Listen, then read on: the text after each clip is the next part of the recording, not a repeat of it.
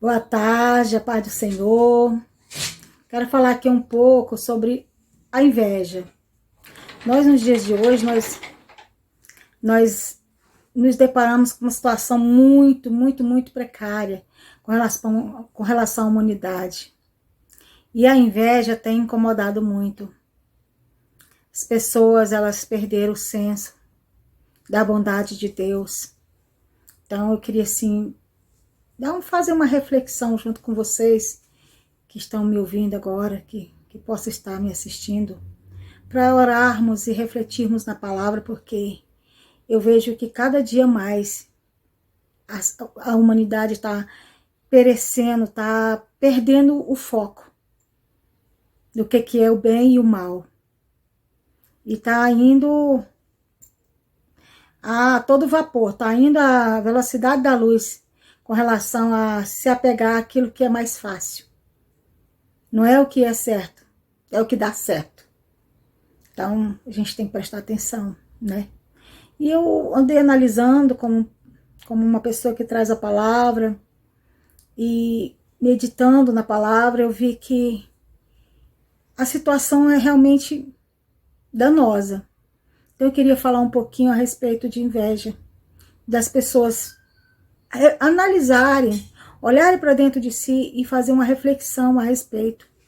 Se essa palavra encaixar em você, por um lado ou pelo outro, repense suas ações, porque é terrível isso, terrível mesmo. Então aqui eu queria ler no livro de Judas, capítulo 1, versículo 11, que fala: não sigam o mal, mas o bem.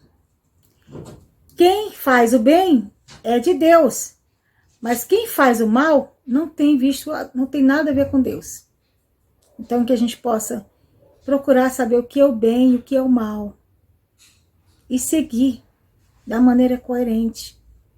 E fazer aquilo que você quer que faça com você. Nós temos os gatilhos. Que se eu não quero que faça comigo, eu também não farei com você. Então é necessário que a gente reflita a respeito disso.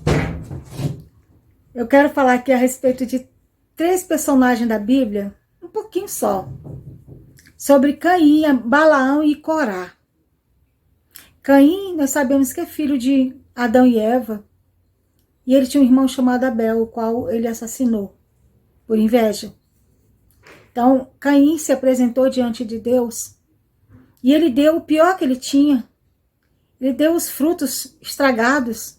Ele era lavrador, ele plantava, ele colhia, ele cuidava dessa parte da lavoura.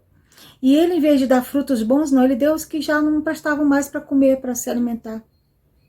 Não sei por que razão, mas o coração dele falou mais alto a respeito dessa condição. Já Abel deu o seu melhor. Matou uma ovelha que não tinha nenhuma marca, que não tinha nenhum defeito, né? Que não era deficiente, que era perfeita. Deus, ele espera de nós que já apresente as primícias, as coisas melhores, as primeiras, né? Não o resto, a sobra. Deus não espera de nós sobra.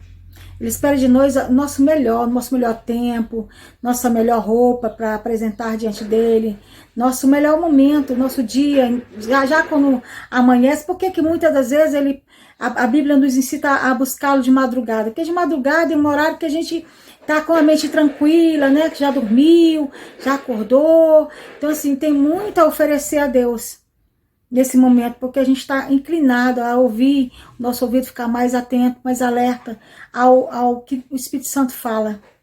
Por isso é importante ser o melhor, entendeu? Então, assim, já Balaão, também como profeta, Deus precisou usar uma jumenta para dar uma parada em Balaão, porque homem nenhum podia pará-lo. O próprio Deus falava com ele.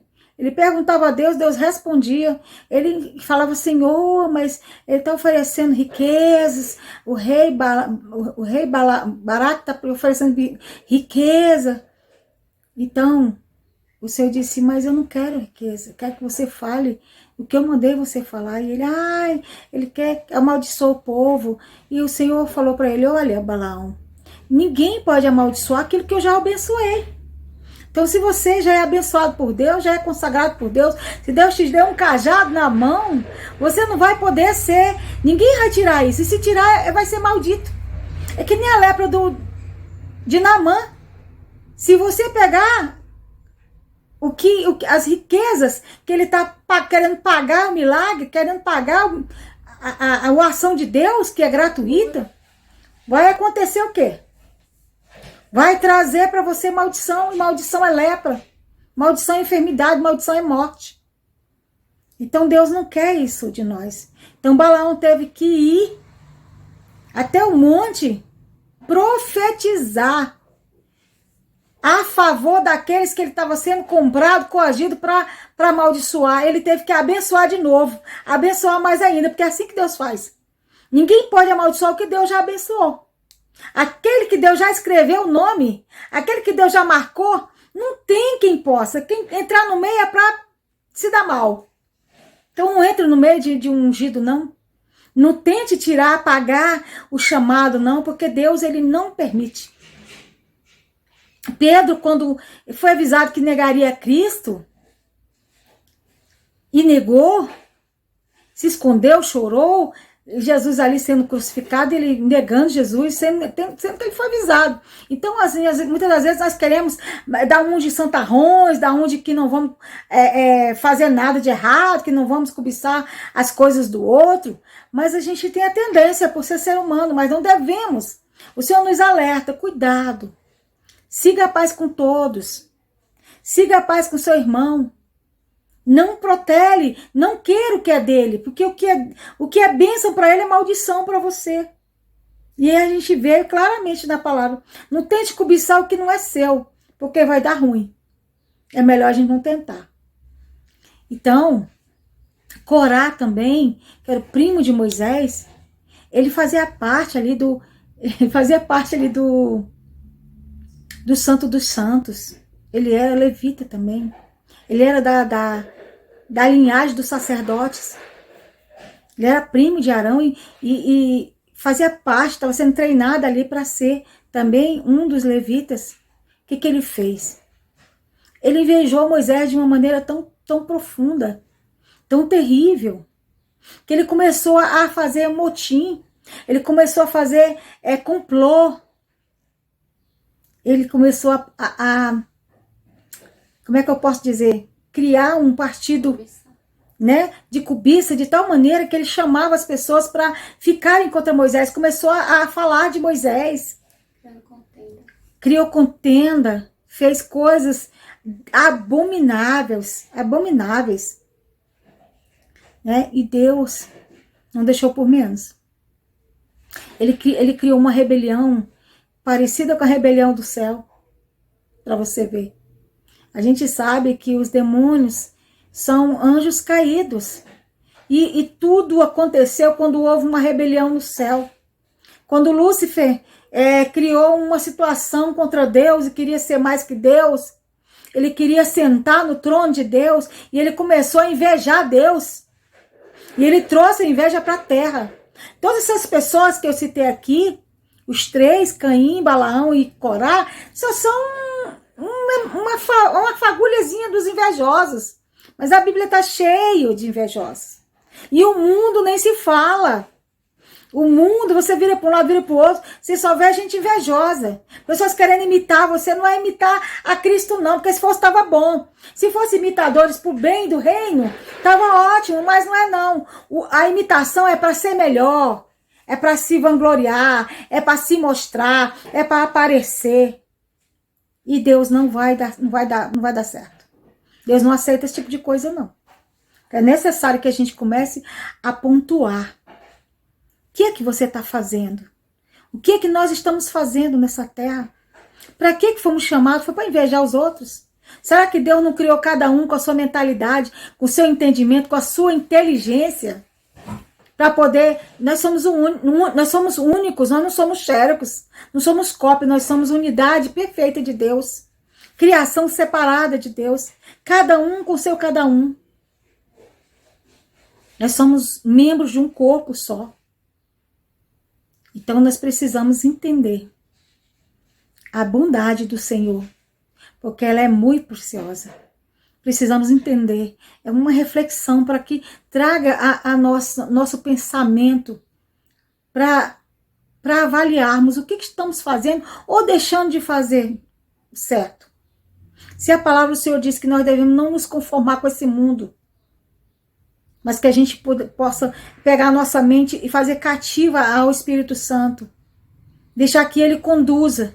Porque se nós formos conduzir, a gente faz errado, a gente acaba cobiçando mesmo, a gente acaba invejando. Aqui em Provérbios 16, 25 fala assim: há um caminho que parece direito ao homem, mas o seu fim são os caminhos da morte. Então a inveja pode parecer bonitinha, pode parecer inofensiva, mas ela é uma das principais causas que fez o céu lançar, fez Deus lançar para a terra os anjos caídos, os demônios, junto com o seu principado. Por quê? Porque invejaram a Deus. E o homem na terra não pode continuar fazendo aquilo que o céu já foi, que o céu já eliminou. E se nós estamos nos preparando para ir para o céu, nós não podemos continuar aceitando essa condição satânica, que é a inveja, porque ela destrói. A Bíblia diz que a inveja é uma das piores doenças. O invejoso, a pessoa que tem inveja, ela enfraquece os ossos, os ossos apodrecem. É muito terrível a inveja. É um pecado leproso, é uma lepra que consome rápido uma pessoa. O invejoso, ele não se conforma. Ele não pode olhar para o outro e ver que o outro está indo bem, que ele quer saber como é que foi. Ele não quer saber qual é o processo que a pessoa precisou passar para chegar onde ela está. Ele quer saber de pegar o lugar dele aonde ele está. Ele não quer passar pelo processo, ele quer o resultado do processo. O invejoso não quer a condição, as feridas, as marcas. Ele quer o resultado, ele quer a medalha, ele quer o troféu. Se ele puder tomar o seu troféu, toma. Mas pergunta, passa pelo deserto? Passa pela história? Passa pelo processo?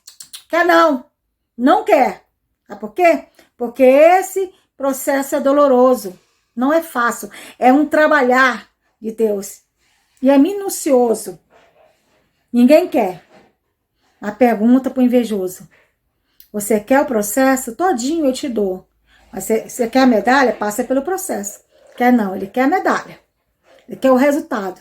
Ele quer os tesouros. Ele quer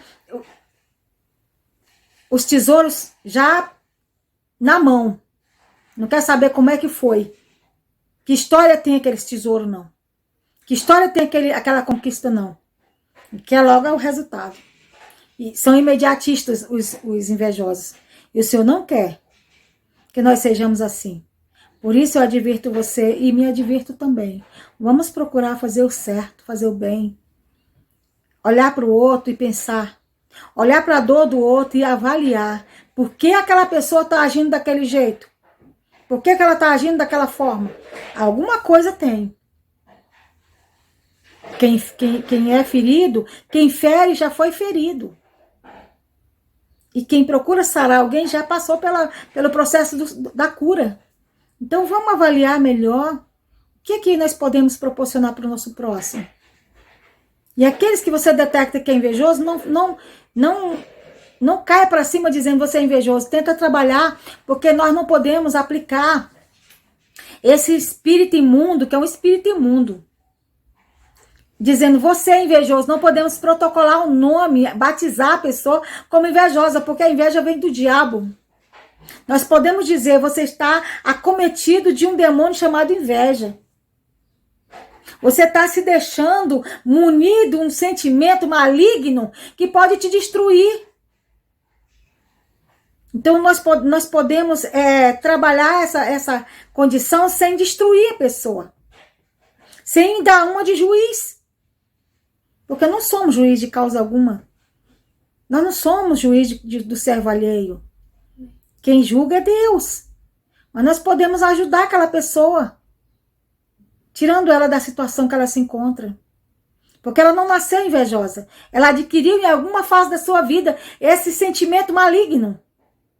Mas ela também pode largar assim como ela adquiriu. Então vamos refletir a respeito disso. Eu vi uma vez uma história que eu não gostei nada, mas me marcou assim, eu fiquei pensativa. Que fala assim: isso pode ser uma metáfora e pode ser uma verdade, né? Como não tem um autor, mas pode até ser uma parábola, uma metáfora, seja o que for. Mas a verdade, ela é real, porque ela cabe dentro da verdade do dia a dia, do nosso cotidiano. Diz que Jesus chegou para dois homens, dois irmãos, e falou assim para um, conversou com um e disse assim: olha, eu vou te dar, peça o que você quiser, o que você quiser, riquezas, poder, o que você quiser eu te dou. Só que pensa bem antes de pedir, porque o que você quiser, eu vou dar o dobro para o seu irmão. Se você pedir uma coisa, eu vou dar duas para ele. Então pensa direitinho e não pode mudar e nem repetir o pedido. É uma só vez. E ele disse: posso pensar? Ele disse: pode. E ele foi, pensou, avaliou e falou assim: já sei. O que foi que você pensou, quis? Ele disse: olha, eu quero que você me deixe cego de um olho. Não é para rir, não, mas é abusivo, né? E aí, Jesus falou: tá bom. Sabendo que o seu irmão vai ficar cego dos dois, né? Ele falou: mas é isso mesmo que eu quero. Então, assim, o invejoso, ele não quer saber se o outro está bem. Ele não quer chegar onde o outro está. Ele quer estar no lugar do outro. Ele não quer percorrer